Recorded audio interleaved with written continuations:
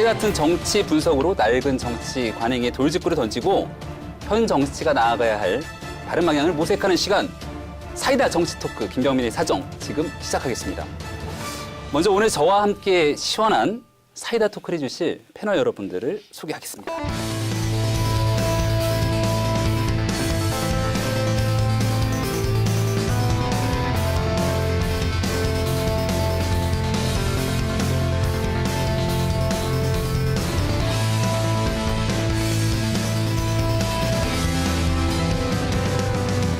다른 TV의 첫 개국 방송인데요. 굉장히 좀 모시기 어려운 분들 함께 잘해 주셔서 감사하다는 말씀 드리고 오늘 오신 분들에 대해서 그래도 바른 TV 첫 개국 방송이니까 축하 인사 한마디씩은 좀 해주셔야 될 것 같은데 오늘 이 자리를 마련해 준 바른정당의 우리 대표님 한 말씀 해주시죠. 32명의 국회의원들이 분당을 해서 다시 새 집을 짓는다라고 하는 거 보통 일들이 아닌데 제가 그 대표로서 띄우지 못해서 굉장히 안타깝기도 하고 죄송스럽다는 생각도 드는데 하나, 지지율, 둘, 상승. 하나, 지지율, 둘, 상승. 다들 감사합니다. 인물은 대한민국 지금 정당 중에서 바른 정당에 이렇게 32명의 면면을 보면은 다 스타급들인데 희한하게 뜨지 않는 정당이에요. 그 뜨지 않는 정당을 이제 오늘부로 종식시키고 이제 뜨기 시작합니다. 그 시작이 팟캐스트입니다. 오늘. 예, 안녕하세요. 전지현 변호사입니다. 일단 개국은 축하드리고요. 처음에 섭외가 왔을 때 좀 잘 나가는 정당에서 불러주면 더 좋았을 텐데 생각을 했는데 뭐 그래도 바른정당이니까 이렇게 비판할 게 깔 게 많을 거라는 점에서는 긍정적으로 생각합니다. 열심히 하겠습니다. 네. 그 음식점 개업하는 집에 가서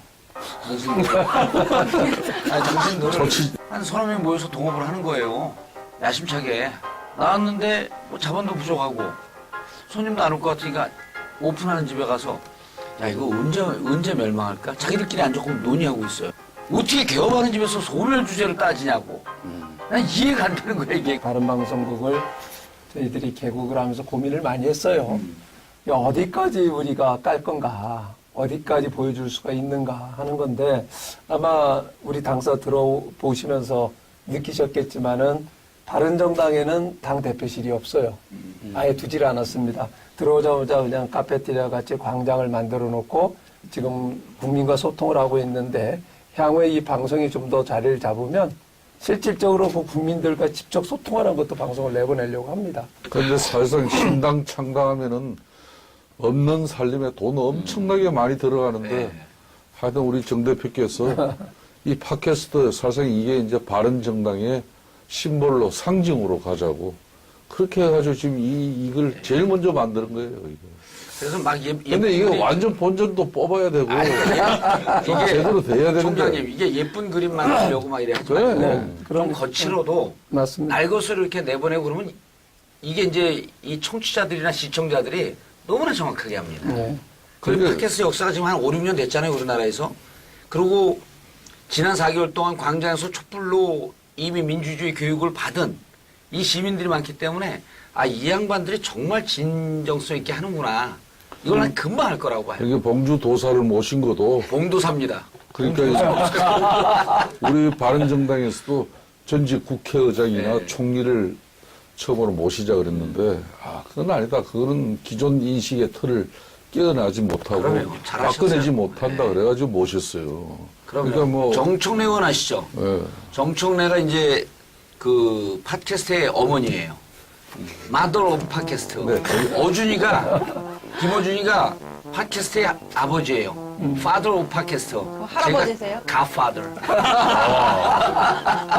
12월 9일인가요? 대한민국 국회 역사에 길이 남을 박근혜 대통령 탄핵소추안이 가결된 그날 사람들이 기대가 많았죠. 이제는 드디어 새누리당은 무너지고 바른정당으로 보수가 개편되는구나라는 생각을 갖고 있었는데 이게 웬걸. 바른정당이 본격적으로 창당한과 동시에 창당 이후의 지지율이 한 자릿수대를 넘어서지 못했던 게 사실 아니겠습니까?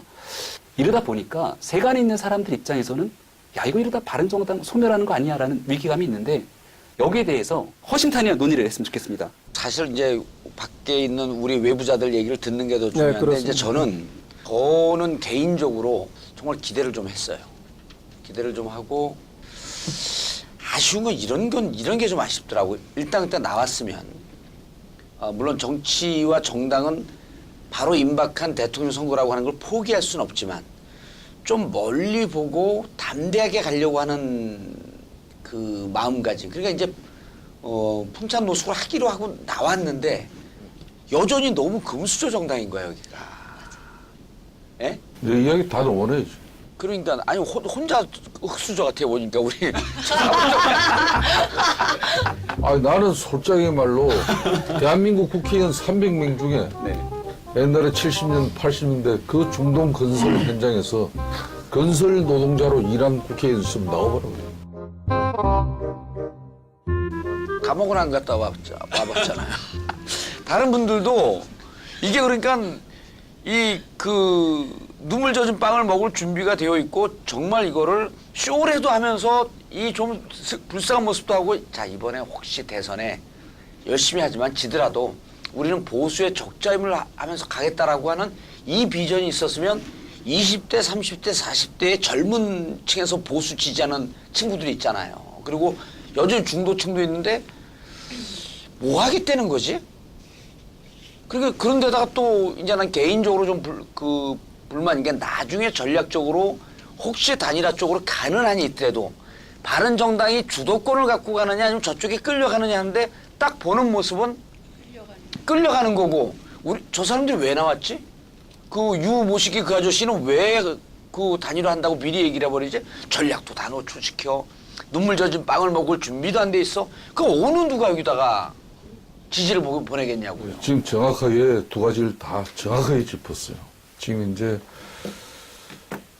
우리 바른정당이 이렇게 새롭게 신당을 창당했으면은 사실상 이 굳이 이념적 스펙트럼을 보자면은 중도 보수를 지향한 건데 그렇다면은 박근혜 정권에 사당화되어 있는 새누리당, 지금 자유한국당을 이 최순실 국정농단에서 최순실을 비호하는 순실이당이 되어 있는데 그 순실이당을 당연히 공격해서 그 당을 해체하는 게 가장 우리가 대한민국 정치사에서 국민들에게 특히 보수 정치를 지향하는 국민들에게 우리가 속 시원하게 하는 일이 될 건데 그걸 보수 후보 단일화 내지는 또 처음에 우리가 이 새집 짓는데 너무 혈안이 돼가지고 그 골든타임을 놓쳤어요, 솔직히.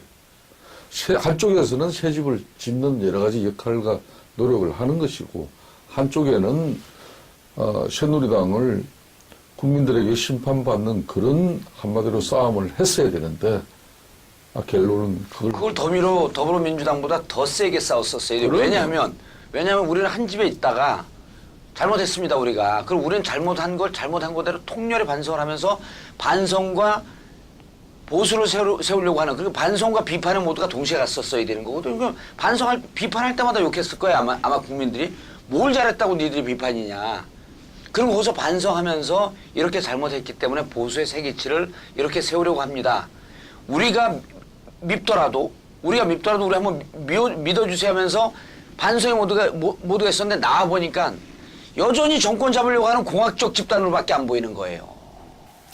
그런데요. 그 본인이 정치적인 위기에 처했을 때 추미애 의원 같은 경우에는 광주 시내를 삼보일배하면서 돌았어요. 여성분이.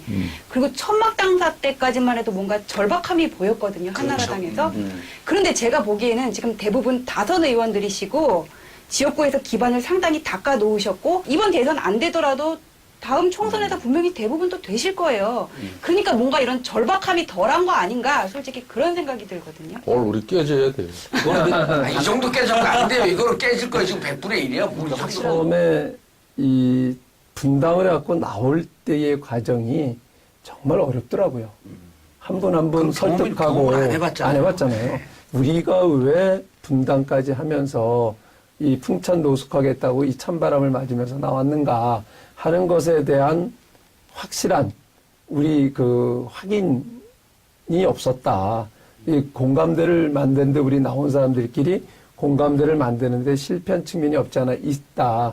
그러니까 뭐 심지어는 우리가 끝장 토론을 해보자. 예. 그래가지고 7시간을 전 우리 의원들하고 저 위원장들이 모여가지고 7시간 토론을 한 적이 있는데 그 과정을 통해서 한번 이 정리를 했습니다마는 결국 이 대선 국면이라는 게 결국은 당의 어떤 중심으로 포커싱이 되는 게 아니라 결국은 대선 주자 중심으로 포커싱이 돼요.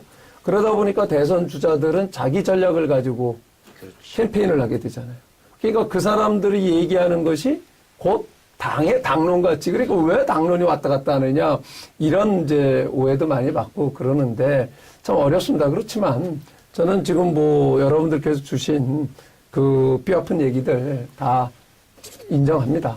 인정하고 집권 여당의 기득권을 다 내려놓고 다 버리고 이 새롭게 시작을 했는가 하는 그 각오, 그 창당 정신을 가지고 뚜벅뚜벅 앞으로 나가게 되면 우리 국민들이 알아주실 거다 하는 생각을 가지고 더 노력하려고 합니다. 저는 정치적 시기적으로 보면 그 조금 이번에 그 탈당하고 이제 나오고 그런 게 독특한 시기예요. 뭐냐면 저희가 이제 2007년도에 똑같은 경험을 했거든요. 네. 그러니까 2007년도에도 누가 나와도 우리 쪽 이제 민주당 쪽 후보가 안 되는 상황. 지금 이제 그게 그때 기울어진 운동장이 지금 이제 반대로 기울어졌단 말이에요. 누가 나와도 잘 안 돼, 보수 쪽에서 안 되는 상황. 근데 이제 그때는 대선을 앞두고 탈당을 했던 게 아니에요, 사실은. 그렇죠. 2008년도 총선을 보고 탈당을 했던 거거든요. 그러니까 보통 당이 탈당 이합 집산을 할 때는 총선을 앞두고 합니다. 네, 맞아요. 그러니까 의원들이 얼마나 절실하냐에 따라 갖고 나올 것이냐, 스테이 할 것이냐, 막 이런 걸 고민하는데 이번엔 독특하게 대통령 탄핵 국면에 맞춰갖고 대선을 앞두고 탈당이 된 거거든요. 그러니까 의원분들은 보면 임기는 3년 반이 그대로 남아있어. 그러니까 절실함이 떨어지잖아요. 그렇다고 내년에 지방선거 있고 내년에 지방선거 있어? 그냥 지방선거 저도 의원들 자신들한테는 별로 또 타격이 없어. 그러니까 아무리 풍찬 노숙을 하면서 이게 그 눈물 젖은 빵을 먹으라 해도 내 임기가 3년 반이 남아있는데. 맞아요. 그래서 그런 시기적으로는 어려운 측면이 있었음을 분명히 인정을 하는데, 저는 이렇게 생각을 해요. 지금 5% 떨어진 게 오히려 다행이라고 생각한 게, 지금 15% 뭐 17, 18%까지도 갔었고, 탈당하면 지지하겠냐라고 하는 게 20% 넘은 적도 있었어요. 네. 나는 거품이 빠졌다고 봅니다. 그래. 거품이 빠졌고 지금 바닥까지 왔는데 더 바닥가도 괜찮아요. 정말 담대하게 갔으면 좋겠어. 근데 거품이 빠졌는데 제일 문제가 되는 건 한 5% 정도에서 조금 더 빠지면은요. 가장 우려가 되는 게 한 지금 몇 분이죠? 국회의원들이. 32명. 32명 중에 흔들리는 사람이 나오지 않을까가 지금 제일 우려되는 거예요. 지금 뭐 자유한국당 쪽에서 나오는 여러 가지 얘기들이나 기사들을 보니까 바른정당이 이러다 스멀스멀 통합되는 거 아니냐. 그러면서 바른정당의 유력한 일부 지역구에는 원외위원장도 지정을 안 한다는 거잖아요. 언젠가 통합될 거니까. 이러면서 살살 손짓하면 이 바른정당 무너지는 거 아닙니까라는 우려가 있는데 여기에 대해서 우리 그러니까 총장님 좀 답변해 이런 주시죠. 거죠. 정치는 어떤 가치관을 가지고 살아왔느냐가 상당히 중요한 거예요. 그러니까 박근혜 대통령의 사당을 가지고 쉽게 말하면 국정농단뿐만 아니라 전횡을 했는데 거기에 맞서 싸우고 또 힘이 부족하고 밀리니까 결국 나온 거예요. 나왔는데 그러면 처절한 진정성을 가지고 더 확실하게 싸워야 되는데 싸우지 못했다는 거. 이거 우리 처절한 반성이 필요해요. 두 번째, 지금은 보수 대몰락 시대입니다. 그건 분명히 우리가 인정을 해야 돼요. 그 보수 몰락의 이런 큰 위기를 뿌리채 만들고 뿌리를 뽑아버린 당사자는 박근혜 대통령입니다. 역대 보수 정권들이 숱한 위기가 왔지만은 다시 보수 정권 재창출을 위해서는 나를 밟고 가라 그러는데 밟고 가는 거는 커녕 아직도 새누리당 자유한국당에서 그런 최순실 국정농단의 엄연한 사실이 온 국민 앞에 그렇게 다 드러났는데도 탈당을 하지 않은 사람 아닙니까? 이 보수 끝난 거예요. 근데 이 마당에 우리 바른정당이 올바르게 보수를 재건하겠다고 이렇게 이제 풍천노숙도 각오하면서 나온 거 아닙니까? 그럼 여기서 우리를 버려야 다시 우리 국민들이 이 보수의 새로운 희망을 만드는데 그래도 눈길을 주고 동참을 하게 되는 건데 아직까지 우리는 그래도 보수 정권을 재창출할 수 있다는 그런 간성을 갖다가 계속 유지하고자 하는 발버둥이에요. 이 발버둥을 우리 국민들이나 유권자들은 별로 달가워하지 않고 있는 거죠. 자유한국당은 이제 뭐 나가서 보면 저 정당 정치하는 사람들이 가고 지금 선동을 하고 있잖아. 이게 탄핵 반대 집회에서 저기가 중심되면 저는 안 된다고 보는데 여기가 중심되는데 조금 더 총론 말고 당론에 좀 강했으면 좋겠다는 생각이 드는 겁니다. 그러니까 예를 들어서 대구 한복판에 갖고 좀 깨졌으면 좋겠어. 우리가 대구 경북 아닙니까? 그 대구 경북은 대구 경북도 우리도 잘못했고 대구 경북 보수를 지지하는 사람들 건전한 보수가 살아나기 위해서 수구적 이 보수 마인드 갖고 있는 사람들 바뀌어야 됩니다 하면서 당신들 박근혜 배신한 배신자 아니야? 이런 욕을 먹더라도 그 뿌리에서부터 다시 시작하는 노력이 좀 있었으면 좋겠다. 그러니까 그거를 갖고 아까 우리 그 병국 형님이 뭐 7시간 끝장 토론 그게 무슨 끝장 토론입니까? 대구 갖고 한 달 동안 돌팔매 맞든 뭐로 하든 진짜 여기도 지켜야 되지만 당원 그 의원들이 7, 8명씩 갖고 그 지역에서 주민들하고 토론하면서 2, 3명씩 뿌려졌고 한 달이면 한 달 아니면 우리 보수의 뿌리를 되찾기 위한 100일 대장정 토론하겠다. 대구 부산을 왔다 갔다 하면서 하는 거예요 몇 명씩. 그럼 거기가 꽉 물병 집어 던진 사람 있고 아니 맞았고 코피 터지면 대박 나는 거고. 근데 거기서 만약 보수 쪽에 이 여론조사를 하면 자유한국당보다 조금 더 나올 겁니다. 그래서 저는 그쪽 원래 뿌리가 있었던 데 가갖고 다시 시작하는 마음으로 정말 돌팔매 맞고 두들겨 맞으면서 한번 그 지역 주민들하고 다 터놓고 한번 소통을 좀 해보자. 지금 이제 저희가 지금 당장 하지 못하는 것은 이런 거예요. 이 탄핵 심판 기일이 다가오면서 그렇죠. 네. 양극단으로 갈라져 갖고 다 지금 광장으로 나오고 있는데 우리까지 광장으로 나와가지고 그걸 얘기를 했을 경우에 정말 제도권 내의 정치는 사라지는 거예요. 그래서 일단은 지켜보자 하고 탄핵 이후에 가야죠. 예. 그래서 탄핵 이후에 그런 것들을 기획으로 하고 있습니다. 만일에 탄핵 결정이 인용돼가지고는 박근혜 대통령이 어떤 강제 소환되고 검찰의 수사를 받게 되면은 민심이 또 어떻게 요동칠지를 몰라요. 지금은 정권교체 프레임이 강하지만 기존의 새누리당과 차별성을 드러내기 위해서는 어떤 개혁적인 이미지를 갖고 있다, 어떻게 다르다 이런 거를 어필을 해야 되는데 근데 얼마 전에 바른정당에서는 그 공수처 신설 법안에 대해서 당론으로 반대를 했던 걸로 알고 있는데 좀 거기에 대한 말씀을 듣고 싶거든요. 그 부분은 이런 거예요. 그게 이제 딜레마 중에 하나인데, 예를 들어서 공수처 설치가 검찰 개혁의 전부인 걸로 규정이 되고 있는 거예요. 저희들이 보는 관점에서는 그것만 가지고는 안 된다. 그래서 검찰 전반적인 개혁안을 지금 만들고 있는데, 그런 과정 속에서 지금 야당, 그러니까 이제 더민주당이나 국민의당을 중심으로 공수처 안을 밀어붙이는 거예요. 우리는 우리 안을 지금 만들고 있으니까 이것으로 가야 된다. 이것만 갖고는 안 된다 하는 문제 제기를 지금 하고 있는 건데 언론에서도 그냥 그것을 양극단으로 찬성하면 개혁이고 그러니까 그것에 찬성하지 않으면 개혁하지 않는 거고 그 새누리당의 이중대 뭐 이런 식으로 얘기들을 하는데 하지만 거기에 저는 흔들려서는 안 된다고 봐요. 일단은 기존에 짜놓은 프레임 속에서 우리가 우리 내부에서도 그런 요구들을 많이 해요. 그것은 결단을 내리고, 그게 전부가 아닌데, 하는 생각을 갖는 거죠. 그러니까 이제, 조금 더, 보태갖고, 이제 소추위원회 들어가고, 이제 국정감사도 잘 하셨잖아요. 국정감사 스타가 김성태 의원, 위원장 국정조사, 그다음에 계시잖아요. 위원장, 장재원 이런 사람이 스타로 뜨는 건 무척만 의미가 있었다고 생각을 해요. 그리고 저도 개인적으로 전화해서 계속 격려를 하고 그랬는데 이게 스탠스가 잘 안 맞는 것 같은 거예요. 의원과 당 사이에서도. 이번에 저는 권성동 위원장이 물론 이 진행되고 있는 법을 또 개정안을 낸다라고 하는 법적 한계가 있어요. 그리고 정세균 위원장도 그런 걸 들어서 직권상정 안 한 거 분명히 문제가 있는데 자 이걸 왜 직권상정 안 하냐라고 하는 것을 설명을 하는데 광장에서 분노하는 국민들은 이미 이것을 논리적 어떤 설명이 안 된단 말이에요. 그래서 이번 같은 경우도 다소 당내의 불만이나 이견이 있더라도 개정안에 대해서 권성동 위원장이 상정을 나는 했었어야 된다고 보는 거예요. 그리고 그런 부분에 대해서 우리가 그 중도 보수를 지향하고 있는 우리는 어떤 모습으로 가겠다라고 하는 것을 권성동 위원장이 상정을 하면서 메시지를 바른정당 주도로 가져갈 수 있었던 거거든요. 그러니까 그 일이 참 공교롭게도 한노위에서 이제 한노위 홍영표 위원장이 이제 기습 상정을 통해 가지고 뭐 MBC 청문회뿐 아니라 몇 가지 했잖아요. 네.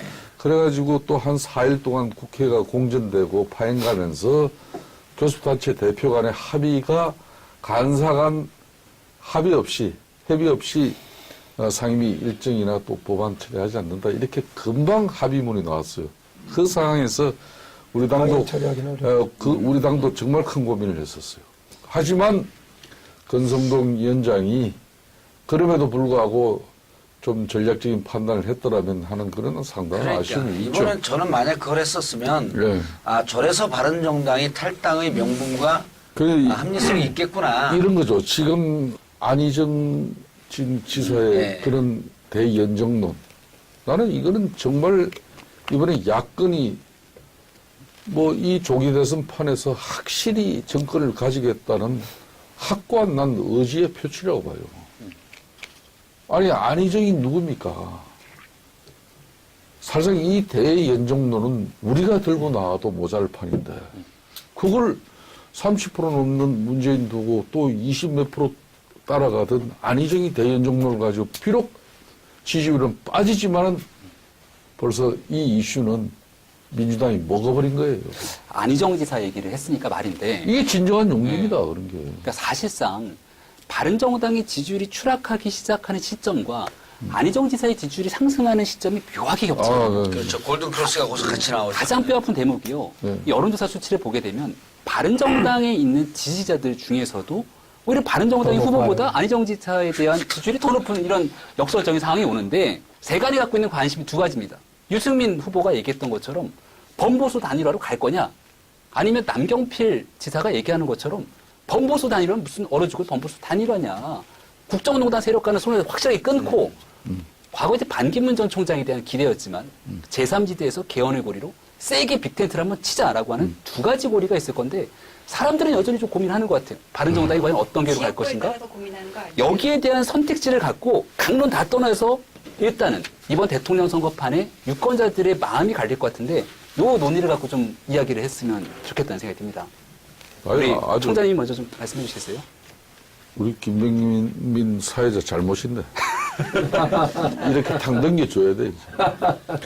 그렇습니다. 이제 바른정당이 지금의 스탠스를 이것도 아니고 저것도 아닌 그 모성을 그대로 유지한다 그러면은 앞으로 국민들이나 또 이번 조기 대선판에서 바른정당의 역할은 저는 거의 없어진다고 보고 있습니다. 그렇기 때문에 이제는 판단하고 결심해야 됩니다. 저 개인적인 생각은 그래요. 이번은 보수 쪽에서 정권을 갖겠다고 보수 중심의 빅텐트를 치고 몸부림을 치는 모습은 저는 바람직하지 않다고 봅니다. 보수가 우리를 버려야만이 진짜 맞아요. 반문재인 전선이 제대로 형성이 되는 거예요. 그걸 과연 우리가 이제 해낼 수 있을 것인지 없을 것인지. 그래서 오늘 이 개국방송, 이 첫 토론 정말 저는 중요하다고 봅니다. 그때 2007년도 10월 11월 때 저는 이제 그걸 갖고 무척 비판을 했는데 한나라당한테 정권 넘어간다고 나라 망하는 거 아니다. 그 노무현 대통령 얘기입니다. 그리고 유시민 장관이 그걸 받아갖고 또 같은 얘기를 해요. 그런 애가 부잣집 자식한테 재산을 잔뜩 물려주고 났더니 돈 다 사기당했고 날려먹고 나는 정의롭게 살았노라. 이게 뭔 얘기냐. 지금의 진정한 개혁, 그리고 진정한 이 진보가 살기 위해서는 정권 재창출이다. 그걸 포기하는 거는 진보를 포기하는 거다라고 이제 좀 비판을 했는데 노무현 대통령 퇴임사가 뭐냐면 강물은 왼쪽 뚝과 오른쪽 뚝을 때리면 선을 나갑니다. 그래요.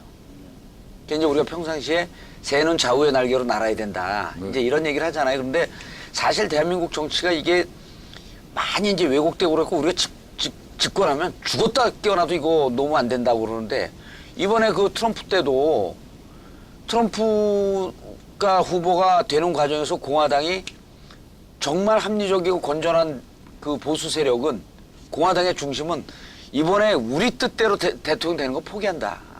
이러고 다음을 대비했단 말이에요. 트럼프가 자기 뜻이라고 아니라고 분명히 얘기를 했잖아요. 그래서 지금 저는 이번에 안 되는데 아둥바둥하면서 뭐 이 대선에다가 일정표 맞추지 말고 물론 맞추려면 이런까지 해야 돼요. 김무성 의원 나오라 그러세요. 오세훈 전 후보 그 시장 나오라 그러세요. 그래서 어쨌든 되든 안 되든 여기서 우당탕탕 싸우고 경선한 모습을 갖추고 아까도 얘기했지만 좀 정치 일정표를 멀리 좀 찍고 갔으면 좋겠다.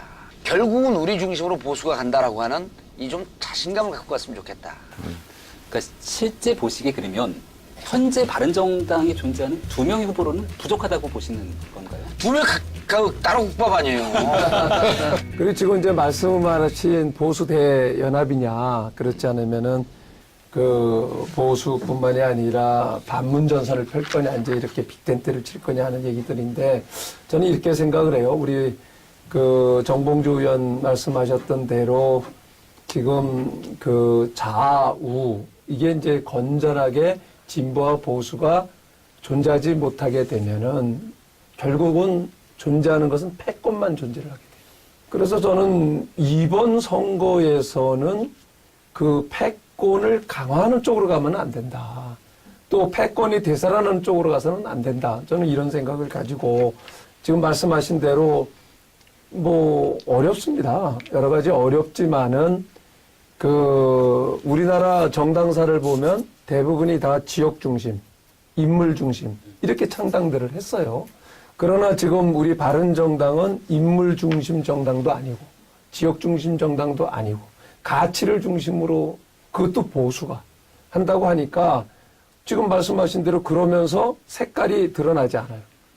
색깔이 드러나지 않는다라고 하는 것은 지금까지 보수들과 당장은 차별화가 되지 않습니다. 그건 왜?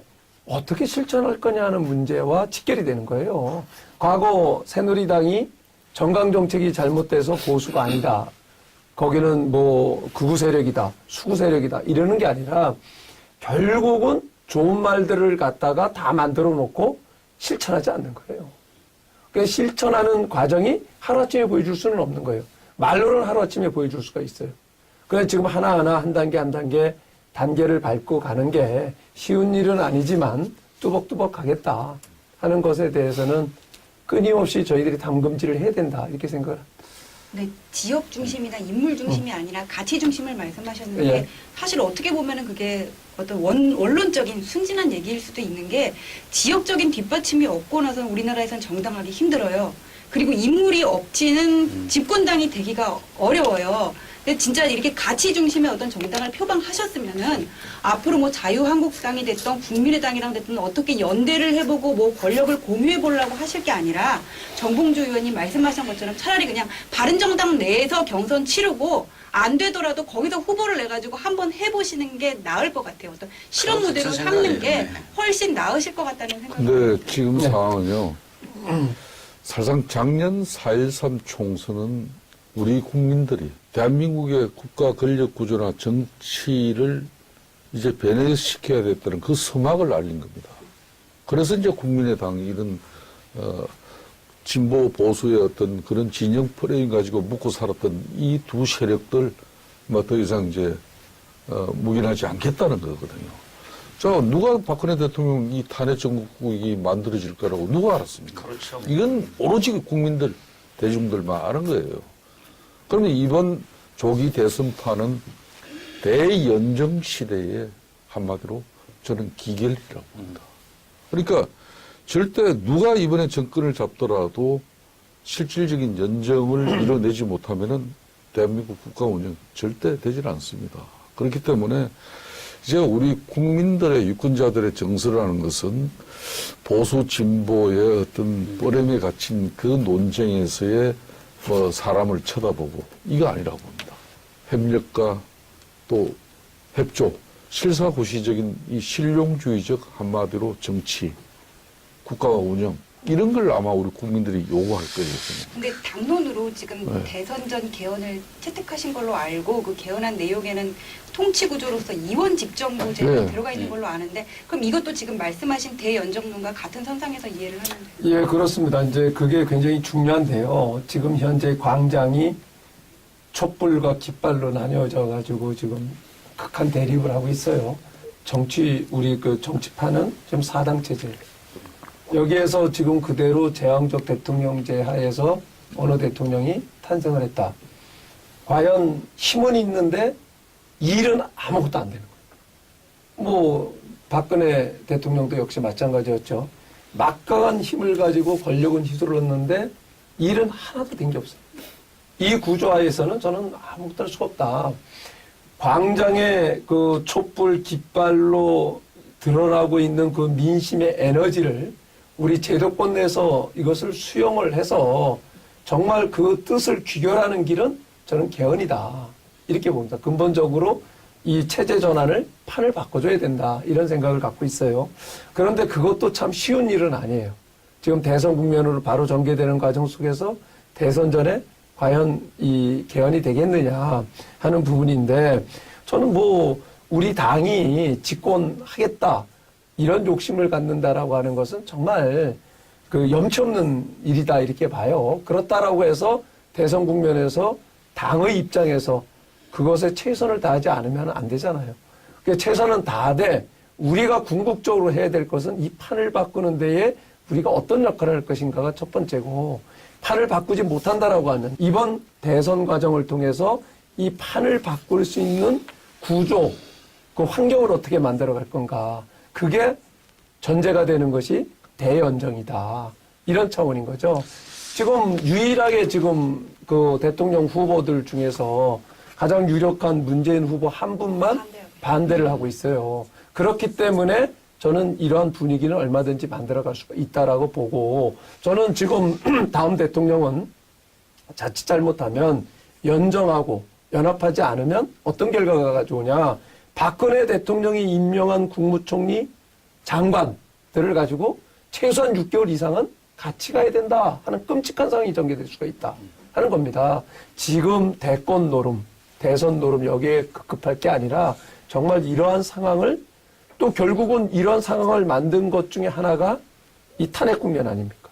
그러니까 이것을 어떻게 극복할 것인가 하는 것에 대해서 머리를 맞댈 때다 이렇게 봅니다. 그러니까 지금 이제 대표님 말씀하시는 게 저는 이제 그 바른정당의 활로모색 아니에요 지금. 기존에 있는 생각과 사고를 한번 좀 털고 나는 이 바른정당 의원님들이 지금 이제 저것도 물리적으로 이분법으로 볼 게 아니고 이 탄핵 반대하는 분들 어쨌든 여론조사를 해보게 되면 75에서 80이 3, 4개월 동안 꾸준히 오고 있잖아요. 탄핵 찬성. 그리고 15%에서 탄핵 반대 조금 올라간 게 18%입니다. 이렇게 지속적으로 오랫동안 갔기 때문에 광장이 둘로 나뉘었다라고 하는 것도 어찌 보면 이분법적인 사고고 또 하나는 좀 나가보셨으면 좋겠어요. 그리고 개헌의 문제도 국민들에게 무슨 트라우마가 있냐면 10월 24일 날 박근혜 대통령이 국회 와갖고 개헌론을 얘기를 합니다. 그런데 그 개헌론을 얘기했던 이면이 최근에 또 드러났잖아요. 이 탄핵 정국을 뒤집어 풀려고 우병우 등등 안에서 정치공학적으로 물타기 하기 위해서 이걸 했다. 그러니까 국민들에게는 바른정당이 탄핵 개헌 얘기하고 연정 얘기할 때 무슨 생각이 드냐면 야 그럼 당신들은 내가 적폐청산이니까 김경진 의원이 확 화를 내더라고요. 김경진 의원도 연정주의자예요. 확 화를 내면서 뭐라 하냐면 선배님 그건 적폐청산이 아니라요. 범죄자들은 다 조사했고 감옥 보내는 겁니다. 이렇게 얘기를 해요. 연정은 연정이더라도 범죄의 혐의가 있는 사람들은 조사하자라고 하는데 나는 그 부분은 설득력이 있는데 근데 지금 국민들도 여론조사를 해보면 대선 이후에 개헌을 하자가 65%쯤 나와요. 개헌에 대해서 얘기를 한 문제면 반반 나올 때도 있고 그런데 그럼 국민들은 지금은 개헌 국면이 아니라 지금은 적폐청산 국면이고 지금 탄핵 국면이고 그런데 바른정당에서 지금 개헌 얘기를 하면 물타기 하는데 그냥 그 묻어가는 거 아닌가 이런 의혹의 눈초리를 계속 쳐다보고 있는 겁니다. 그래서 지금 시점은 저는 이런 제안을 드리고 싶은 거예요. 바른정당의 의원들, 지도부 돌팔매질을 맡더라도 현장 이 촛불 현장에 한번 좀 가보고 또 저쪽도 한번 가보세요. 그러면 어디에 진정성인지 보시고 현장에 막상 나오잖아요. 이 뭐 과거에 뭐 새누리당이었잖아. 막 촛불 시민들이 항의하고 뭐라 그럴 거죠. 항의나 돼. 무척 고마워합니다. 왜냐하면 우리 얘기를 들으려고 노력하는 모습이 보이기 때문에 그래서 저는 4% 5%쯤까지 갔을 때는 우리가 생각하는 것이 혹시 잘못된 것은 아닌가 하는 걸 먼저 털고 직접적으로 오는 얘기를 다시 한번 우리를 리셋하는 이 머리 구조, 사고 구조, 정보 구조 이런 것을 전체적으로 리셋하려고 하는 노력을 좀 하면 활로가 좀 보이지 않게 저는 정말 여기 자유한국당부터 좀 잘 됐으면 좋겠어요. 고맙습니다. 지금 이제 시대 정신이 사실상 이제 독단적인 국가 권력을 유지하게 하거나 또 그 국가 권력을 유지하기 위한 거대 여당, 뭐 제1야당 절대 이렇게 두지 않는 세상이 된 것 같아요. 그래서 이제 대의연정 시대라고 이렇게 다들 보고 있는데 거기서 이제 우리 바른정당은 지금 앞으로 어떻게 할 것이냐. 과연 건강한 보수를 새롭게 정립하고 그 가치를 또 생산해내는 그런 기회로 가져갈 것이냐. 그렇지 않으면 명분도 또 우리가 박근혜 사당의 어떤 이 패족들을 한마디로 청산하고 그 청산이 이루어져야 새로운 보수를 기반으로 한 보수 정당의 그런 큰 사명감을 우리가 만들어낼 수 있는데 지금 사실상 그거는 우리 국민들에게 백약이 무효입니다. 그러니까 우리가 연정 이야기하면 국민들은 웃음으로 또 개헌 이야기를 해도 그건 진정성 있게 받아들이지 못하는 거예요. 그러니까 저는 지금 상태는 우리 자신이 뭐 남경필, 유승민을 통해서 물론 보수의 새로운 실험, 가치를 위해서 반드시 필요한 사람들입니다만은 꼭 그 사람을 통해서 우리가 반드시 이런 마음을 실천하고 실현해야 되냐. 그 부담에서 우리는 자유로워져야 된다는 거예요. 그래야만이 이 바른정당은 우리를 비워버리면 플랫폼이 됩니다. 모든 것을 담아낼 수 있는 그런 플랫폼이 되는 거죠. 그 총장님의 말씀이 무척 핵심을 찔렀다 이제 이렇게 보이는 게 유승민, 남경필. 그러니까 이제 이게 그 바른정당의 딜레마입니다. 지금 대선 시기인데 대선을 포기하는 정당? 이게 과연 존립의 가치가 있겠느냐? 그런데 이제 후보들은 안 뜨고. 그리고 또 담대하게 멀리 바라보고 가자고 하면은 당신들 대선 안 치를 거야? 이런 고통이 있는 거거든요. 그런데, 이런 거 제일 어리석은 정치인들이 정체성을 노출시키는 겁니다. 정체성 가슴에 두고 정책으로 자기를 지지하는 사람들을 단단히 묶어 세우고 지지하지 않는 사람들까지도 끌 수 있는 정책을 계속 가져가야 되는데 자, 우리가 담대하게 멀리 보겠다라고 하는 것은 어찌 보면 미래 전략이고 정체성이기 때문에 티를 내면 안 되는 거죠. 대선에 올인하는 듯한 모습을 보이는 건 맞습니다. 그러나 마음속의 가치는 보수를 새롭게 세우고 담대하게 멀리 보고 가겠다. 반문 정서가 분명히 있습니다. 그런데 반문 정서가 깊고 넓다라고 하는 이 착시 현상에 빠지면 보수 진영은 계속 갈피를 못 잡습니다. 반문 정서의 핵심이 어디냐면 진앙지가 광주 전남이거든요. 광주 전남이 심지어는 그쪽에서 지지율이 문이 40%까지 왔다가 55까지 회복했다가 안이 돌풍을 불러일으키면서 다시 45, 40까지 왔다가 안이 무너지면서 이제는 60을 돌파해버렸습니다. 그리고 민주당의 후보가 단일화 되는 순간에 광주는 최소한 80% 이상의 지지율을 보이기 때문에 반문 정서를 보였던 사람들이 수도권의 사람들이 막 이렇게 다수가 있는 게 아니라 광주 호남, 그 다음 출향민들을 중심으로 있기 때문에 이거는 빠르게 좀 바로 잡힐 것이다. 그래서 이 부분을 보면은 우리가 정치 지표를 잘못 찍을 것 같고, 우리라고 하는 것은 여기서 이제 바른정당입니다. 제가 당원은 아니지만. 바른정상정당에서도 이제까지 나름의 노력은 하셔서 2월 13일 날 전원사퇴 카드도 내고 했는데 국민들은 지금 사실 거기에 별로 관심이 없습니다. 그 이후에도 지지율은 반등하지 않았고요. 3선 이상의 국회의원이라면 더 큰 꿈을 꿀 수 있다고 생각해요. 뭐 YS나 DJ 같은 거목도 뭐 수십 번 실패하고 눈물을 흘리고 결국은 대권까지 가지 않았습니까? 이번 대선 말고 좀 더 원대하게 대연정이나 개헌이라는 큰 꿈을 가지고 그냥 뚜벅뚜벅 나가셨으면 좋겠어요. 참 말씀 잘하시네.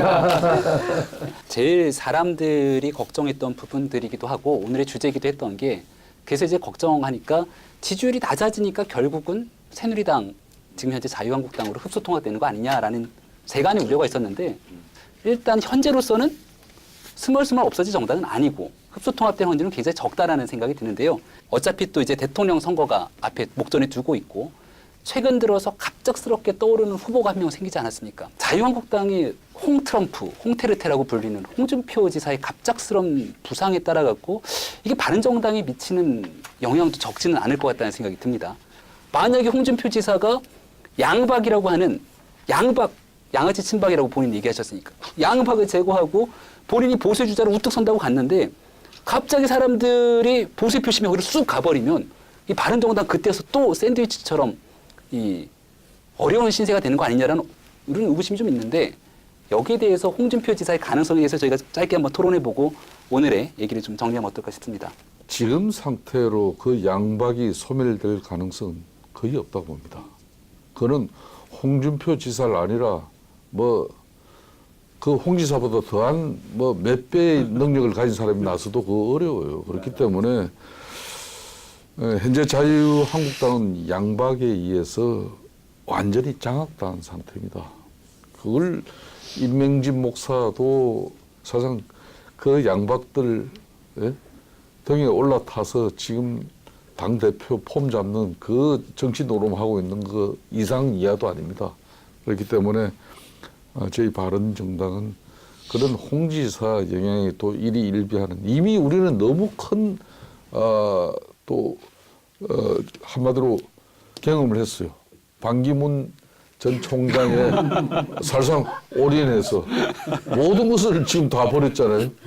그 두 번 다시 그런 실수를 또 범하면 안 되죠. 정말 바른정당에서 홍준표 지사 이분에 대해서 좀 판단을 잘했으면 좋겠어요. 여기 분들하고 결이 안 맞습니다. 그래서 저기 갖고 제가 보기에는요 10% 절대 넘어가지 못합니다. 양박을 치더라도. 그래서 지금 이제 이럴 때는 이제 아까 마음속에 있었던 정체성과 미래 가치를 그대로 티는 내지 않지만, 우리는 정말 우리가 보수의 건전한 보수의 합리적 보수의 가치를 세울 그 후보들과 비록 뜨지는 않지만 이러한 싸움을 해가겠다라고 하는 것을 보여주는 것이 그 옳은 자세 아니겠느냐. 이렇게 감히 잘 모르면서. 대표님 보시기에는 만약에 그 홍준표 지사가 어떤 선택을 할지 모르겠지만 결국은 그 자유한국당이 근본이 지금 안 바뀌고 있잖아요. 임명진 목사님이 어떤 의도로 들어가셔가지고 저렇게 하고 계신지는 전 잘 이해가 가지 않아요. 그러나 기본적으로 우리가 버리고 나온 정당이에요. 가짜 보수라고 해서. 가짜 보수라고 하는 것은 우리가 그 정당을 존속시켜야 될 이유를 잘 모르겠어요. 이미 국정을 농단하고 탄핵의 대상이 된 박근혜 대통령을 위한 정당이었던 거예요. 오로지 모든 것이. 그런데 임명진 목사님까지도 들어오셔서 그러한 박근혜 대통령을 출당시키는 데 실패했어요. 그리고 소위 말하는 그 우리가 얘기했던 8명의 그 척결 대상자들 스스로 한 명도 척결하지 못했어요. 2분이 탈당을 했는데 한 분은 왜 탈당했는지 잘 모르겠고, 또 세 분을 징계를 줬다라고 하는데 누가 봐도 다 그 쇼라고들 얘기를 해요. 그런 상황 속에서 하나도 바뀐 게 없는데 그 사람들이 요즘에 태극기 광장에 다시 회생을 해가지고 나와서 외쳐요. 저는 태극기를 들고 광장에 나온 분들의 마음을 읽어요. 너무 안타깝고 죄스러워요. 그런데 그분들이 나가서 그분들을 왜곡시켜요.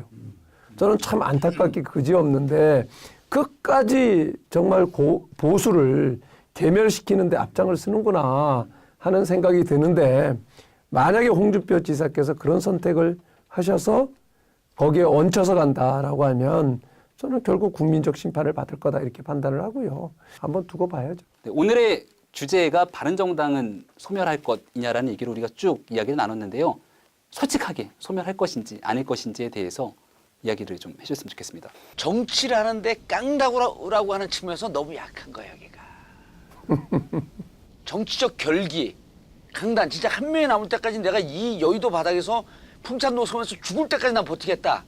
이거를 최근에 내가 전효 의원하고 같이 술을 마시는데 봉도사 같은 깡다구들이 없어. 이 얘기를 듣는데 그 얘기가 지금 문득 떠오르는데 죽을 때까지 한번 버티겠다. 그럼 그렇게 버텨줘야지 대한민국이 좀 잘 날 수 있기 때문에 난 주제도 마음에 안 들지만 어쨌든 소멸은 영원히 안 될 거다. 네. 안 됐으면 좋겠다. 아니, 다선 의원 가오가 있지 어떻게 벌써 소멸을 해요. 칼을 뽑았는데. 예, 다만 좀 따뜻함과 그다음에 절박함을 좀 더 가져주셨으면 좋겠다. 저는 그런 느낌입니다. 예, 김백민의 사정에서 소멸을 이야기했다는 것은 영국의 보수당의 300년의 역사의 그 가오와 또 실천, 희망을 다시 한번 오늘 이 방송을 통해서 되씹어 보고 새로운 어떤 각오를 다지라는 그런 교훈으로 삼고 소멸은 오늘 이 방송 이후로 완전히 날려버리겠습니다. 이렇게 얘기하세요. 소멸하면 나 국회의원직 던지겠다. 국회의원 나 하나밖에 없는데 자꾸 던지라고. 예, 맞습니다. 이 바른TV 개국방송에서 바른정당의 소멸을 주제로 해가지고 토론했다 하는 것은 그만큼 역설적으로 우리는 끝까지 가는 정당, 어떻게 갈 건가 하는 새로운 길을 원점에서부터 같이 논하자. 이 끝에서 다시 돌아서 시작이다. 이렇게 저는 생각을 하고요. 오늘 참 그 두 분의 게스트 잘 모신 것 같아요. 참 좋은 말씀들, 그 말씀들이 우리 바른정당이 지속 가능하게 하는데 큰 교훈이 될 거라고 생각을 합니다. 고맙습니다. 저희가 오늘 이렇게 얘기 쭉 들어보니까 바른정당 앞에 펼쳐진 미래가 굉장히 밝지는 않은 것 같아요. 가시밭길이고 험난한 길인데 이거를 헤쳐나갈 수 있는 의지만 있으면 얼마든지 조금 훗날이긴 하지만 굉장히 괜찮은 미래가 그려질 수도 있겠다라는 생각이 들고, 진짜 뭐가 보수 정치의 근간인지를 보여줄 수 있는 그런 정당의 길을 좀 걸었으면 좋겠다는 생각이 듭니다. 이 바른TV 저희 프로그램 명칭을 김병민의 사정으로 표현했는데요. 사정이란 표현이 그릇된 일을 바로잡는 겁니다. 대한민국 정치에서 보수 정치가 나아가야 될 길이 분명히 있는데 그동안 자꾸만 왜곡된 길로 걸어왔던 보수 정치의 잘못된 길을 이 바른TV에서 사정없이 좀 바로잡았으면 좋겠다는 생각을 말씀드리면서 오늘 이 자리에 함께해 주신 여러분께 감사 인사드립니다. 네, 고맙습니다. 감사합니다.